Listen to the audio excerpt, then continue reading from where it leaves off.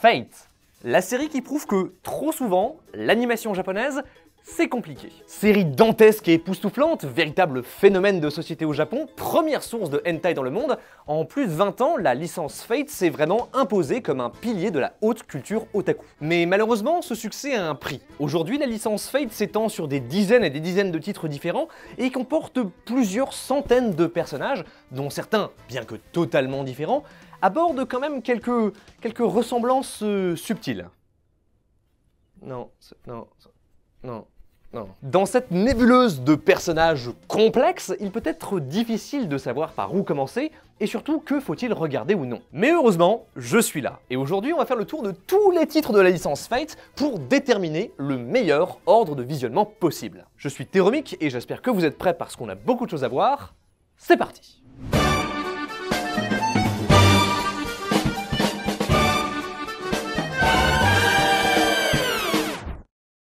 A la base, Fate c'est une série de visual novels produits par le studio Type Moon qui raconte l'histoire des différentes guerres du Graal, à savoir des affrontements entre mages au cours de l'histoire pour un artefact magique, le Graal, qui a le pouvoir d'exaucer des vœux. Pour se battre, les mages invoquent des servants, des esprits des héros du passé, qui se battent un petit peu à la Highlander les uns contre les autres, jusqu'à ce qu'il n'en reste plus qu'un. Chaque guerre, c'est donc 7 paires de masters et servants qui sont dans un gros battle royal qui mêle combat et complot. Et donc le début de tout ça, c'est Fate Stay Night, un visual novel de Type Moon qui sort en 2004 et qui raconte l'histoire de Shirou, pas Shiro, Shirou, parce qu'il est roux.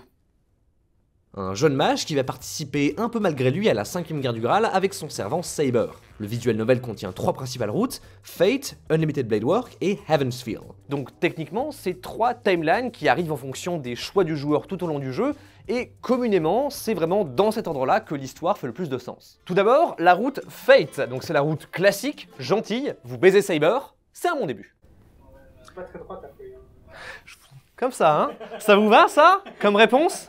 Hein, là, on est dans un discours constructif, bien sûr. Ensuite, on a Unlimited Blade Work, qui est la route de Tosaka, que beaucoup considèrent comme la best girl, et elle aussi, on a l'occasion de se rapprocher d'elle physiquement, la nuit, avec son consentement, bien sûr. Hop, comme ça. Là, c'est bien. Bon, on a des trucs à mettre en dessous, donc ça va être compliqué, mais c'est une bonne base. Allez, continue. Finalement, on a la route Heaven's Feel, qui est la route la plus longue et la plus sombre. Elle est centrée autour du personnage de Sakura, qui est votre ami d'enfance, et c'est assez dur à regarder. Elle aussi, on la baise? Mais bon, ici, on est là pour parler d'animé. Tout d'abord, la route Fate a été adaptée une première fois par Dean en 2006 dans un animé de 24 épisodes. Hop. 24 épisodes. Ensuite, la route Unlimited Blade Work a été adaptée 2 fois, une première fois par Dean dans un long métrage, et une deuxième fois par Ufotable dans un animé de 24 épisodes plus un épisode spécial. Alors, je le mets au-dessus parce qu'en fait, il est mieux, et donc celui-là, on s'en fout. D'accord ? D'accord. C'est vraiment le succès du Blade Work de Ufotable qui va populariser la licence. Il est visuellement magnifique et introduit des personnages très populaires. Cela si bien que Blade Work est aujourd'hui l'animé phare de la franchise. Finalement, la route Heaven's Feel a été adaptée elle aussi par Ufotable dans 3 longs métrages, dont le premier est sorti en 2017 et dont le dernier est sorti l'année dernière. Alors attendez, je vais remettre un peu ça bien. Hop, faudrait pas abîmer de Tosaka quand même, hein. Ça, c'est la base. Alors, il faut savoir qu'il existe aussi une préquelle à Fate Stay Night qui s'appelle Fate Zero et qui est composée de 4 light novels sortis en 2006, soit 2 ans après le visual novel original. Ça raconte l'histoire du père de Shirou et ça se passe pendant la guerre du Graal précédente. En 2011, le light novel est adapté encore une fois par Ufotable dans une série de 25 épisodes. Voilà, donc à partir de là, vous avez 2 manières de commencer la licence. La première, c'est de commencer par le Fate Stay Night de Dean, sauf que le problème, c'est que c'est nul. Non, c'est pas vraiment nul, c'est juste que c'est long, c'est lent, on sait pas où ça va, ça a mal vieilli, comme Mathieu Sommet. Bref, si vous commencez par là, vous comprendrez l'univers, mais il y a de bonnes chances que vous n'ayez pas envie de continuer la licence après ça. Ce qui serait, ça serait triste, parce que sinon cette vidéo ne servirait à rien. La deuxième option, c'est de commencer par les adaptations de Ufotable, qui sont quand même vraiment mieux. Donc là, vous pouvez commencer par Fate Zero, puis enchaîner sur Unlimited Blade Work, et là, vous avez une belle timeline, de bons personnages, tout est bien. Le seul problème, c'est que Zero spoil le premier film Heaven's Feel. Parce que la timeline est compliquée. Sauf que commencer par Heaven's Feel, ça serait un peu du gâchis, parce que c'est une série qui prend vraiment toute sa saveur lorsqu'on est vraiment impliqué dans la licence. histoire de souffrir un maximum. Les gros puristes vous diront alors de juste jouer au visual novel. Sauf qu'ici, on parle d'animé, et je peux pas moralement vous dire d'aller passer 150 heures sur un visual novel vieux de 15 ans. Ça serait criminel. En plus, il y a des bonnes grosses scènes de sexe à l'intérieur. Du cul. Ah ça, putain. Oh, il y a du cul dans Fate, hein. Oh, mais ça, c'est 80% du cul, Fate, hein. Et c'est pour ça que ça marche bien. Pour commencer Fate, je vous conseille donc de commencer par Zero, puis Blade Work. Oui, vous faites spoiler un peu Heaven's Feel. Est-ce que c'est grave? Non. Voilà, donc d'abord Zero, puis Fate on s'en fout, Blade Work et Heaven's Feel. Ça, c'est pour commencer. Maintenant, il faut savoir que Fate Stay Night, en fait, c'est vraiment la partie émergée de l'iceberg. Par exemple, vous avez Fate Holo Atalaxia, qui est une suite directe à Fate Stay Night, mais qui n'existe qu'en visual novel. On a également Fate Prototype, qui est une version réimaginée des événements de Stay Night, mais dont l'histoire n'a été adaptée qu'en partie dans un OAV un peu osef, mais qui peut faire un bon visionnement après la suite de Heaven's Feel. Il faut également mentionner la série El Meloy, qui suit l'histoire de Waver Velvet, qui est un master qui apparaît dans Fate Zero, et qu'on retrouve donc 10 ans après les événements de la 4ème guerre du Graal. Et celui-là, j'ai bien aimé, c'était pas mal.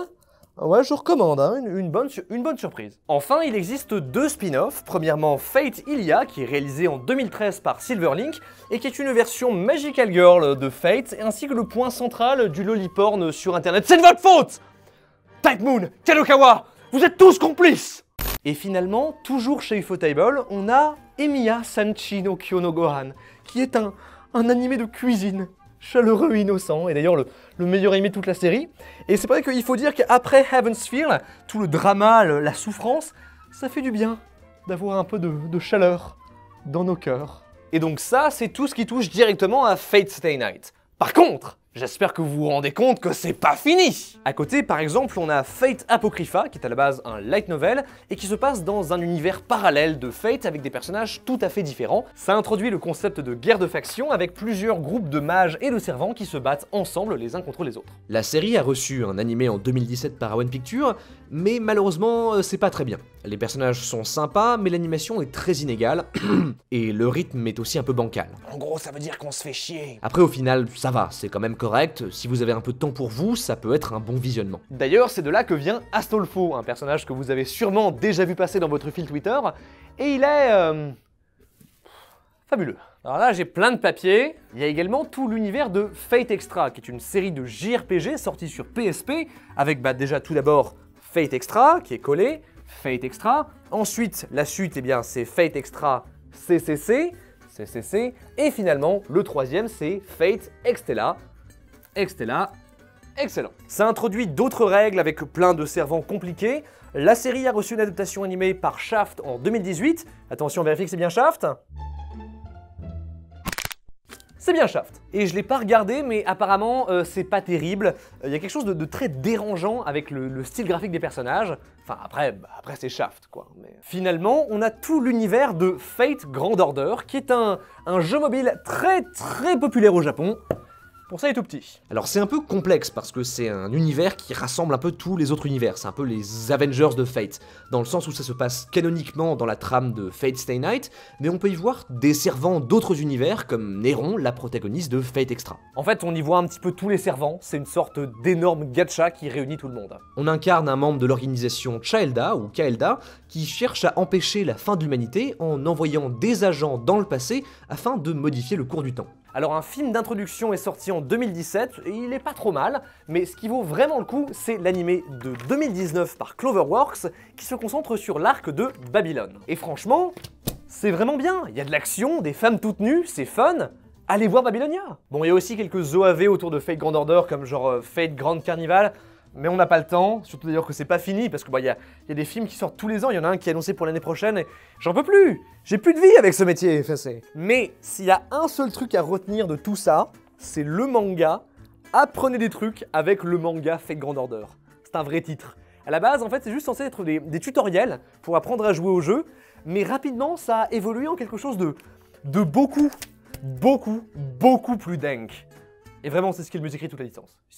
Indéniablement, c'est trop bien. Alors, qu'est-ce qui reste? Alors, en visual novel, on a Witch of the Holy Night, qui est publié en 2012. Donc, c'est pas un spin-off, parce qu'il est quand même dans la trame de Stay Night, mais il a très peu de rapport avec le reste. Donc, je peux le mettre là. Je suis dans le cadre, là, hein. Bon là, préparez-vous, on fait du name drop. En manga, on a Fate Redline, qui est un reboot d'un manga qui s'appelle Fate Koa Ace et qui est une guerre du Graal dans le Japon médiéval. C'est très bien, allez lire ça. Aussi, toujours en manga, on a Fate School Life. Alors voilà, tout est dans le titre. C'est fun. Non, c'est fun, mais on s'en fout. On a aussi quelques light novels avec par exemple Fate Requiem, on a Fate Strange Fake, comme ceci, et finalement Fate Labyrinthe, qui est une histoire parallèle à Fate Prototype, parce qu'on en avait besoin. On peut aussi mentionner Garden of Avalon, qui est une nouvelle qui est publiée dans le Blu-ray de Stay Night directement, et c'est intéressant, c'est un bon complément, ça raconte les événements de la légende arthurienne, mais dans l'univers de Fate. Et c'est pas mal, on apprend que Saber a une grosse bite. Ensuite, on a 2 jeux de combat. Premièrement, Fate Unlimited Code, qui se base sur les événements de Stay Night, et Fate Tiger Colosseum, avec lui qui reprend les personnages de Stay Night, mais qui raconte une histoire différente. C'est clair? C'est clair. Également, il faut que je vous parle de Tsukihime, qui est un autre light novel de Type Moon, mais qui fait partie du même univers. L'histoire du jeu se passe juste avant les événements de Fate Stay Night, mais n'a pas vraiment de rapport avec la guerre du Graal. Il a reçu une adaptation animée en 2003 par JC Staff. Pourquoi est-ce que je vous en parle? Déjà parce que c'est un très bon animé, c'est très sympa, et puis surtout parce que ça a quelques connexions avec l'univers de Type Moon, et à ce point-là, vraiment, on cherche chaque minuscule détail. Vraiment, on est l'inspecteur gadget des animés, je n'en peux plus. Et finalement, on a l'animé Carnival Phantasme, qui est diffusé en 2011 par Lerche, et qui met les personnages de Tsukihime et de Fate dans des situations comiques. Et c'est très bien. Hop là. C'est très drôle, et ça finit de prouver que pour chaque animé sérieux et dramatique, on a un équivalent Denk et Chibi. Et pour ça, merci l'animation japonaise. Voilà, on a tout. Y a pas les doji? On a tout. Maintenant, on va pouvoir créer le parfait ordre de visionnement qui englobe tout ça. Comme on l'a dit, la meilleure manière de commencer, c'est de faire 0 puis Blade Work. On peut aussi regarder le Fate de Dean, mais c'est pas obligatoire, vraiment. Également, entre 0 et Blade Work, vous pouvez aussi regarder El Meloy, mais bon, ça aussi, c'est pas obligatoire. En fait, rien de tout ça n'est obligatoire. Si vous voulez vraiment, vous voulez pas regarder Fate, c'est votre choix, mais dans ce cas, qu'est-ce que vous faites encore là? Il est maintenant temps de commencer Heaven's Feel, et là, attention, parce que chaque film vous détruit psychologiquement à un stade très avancé. C'est pour ça que, après être tombé en dépression, vous allez sûrement avoir besoin de Emiya Sanchi no Kyo no Gohai pour vous donner un petit peu de chaleur dans votre vie et vous empêcher de vous jeter d'une falaise. Vous pouvez aussi regarder la série Fate Ilia, auquel cas vous empruntez alors la route « T'es très mature pour ton âge » et vous finirez la série en prison après que la police vous ait arrêté et brûlé votre collection de figurines cochonnes. Et vous l'aurez mérité. Il est maintenant temps de passer à l'univers étendu avec des séries comme Apocrypha, Fate Extra Last Encore, et même si vous êtes vraiment motivé et que vous avez vendu votre âme à Type Moon, vous pouvez commencer les séries comme Tsukihime. Il n'y a pas vraiment d'ordre là-dessus, je peux juste, voilà, c'est la partie whips de la vidéo, vous faites ce que vous voulez, c'est très bien. Et voilà, vous êtes devenu un fan aguerri, un expert de Fate, et vous pouvez maintenant apprécier Carnival Phantasme à sa juste valeur et rire à gorge déployée de ces blagues qui mêlent bon goût et subtilité. Il ne vous reste plus qu'à installer Fate Grand Order et de profiter de toutes les joies du gacha game, telles que dépenser 1500 balles dans un JPEG. Quelle offre! Fate fait maintenant partie de votre vie et au cours de ces dernières semaines, vous avez plus entendu Shirou que vos propres enfants. Vous êtes devenu un maître weeb qui sait différencier toutes les différentes sabers et qui pourfend les normies à coups de Dakimakura Astolfo. Vous êtes devenu le porte-étendard de la culture otaku. Plus jamais vous n'aurez de relations sexuelles avec une femme et vous dépenserez votre RSA en offrande à Tosaka, votre ultime waifu. Votre devoir est maintenant terminé. Et je n'ai qu'une seule chose à vous dire. Félicitations.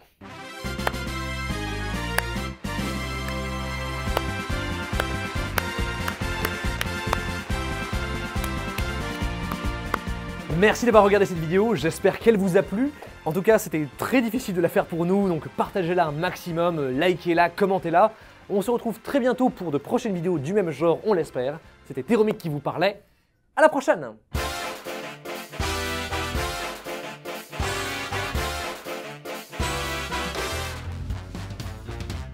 J'ai aucune idée de ce que je fous par contre, vraiment. Merci pour ce commentaire constructif, c'est une fin de tournage. On peut aussi mentionner Garden of Avalon, qui est une nouvelle qui est dans le putain. Là, je perds des pédales, là j'ai plus le rythme, je suis plus en rythme.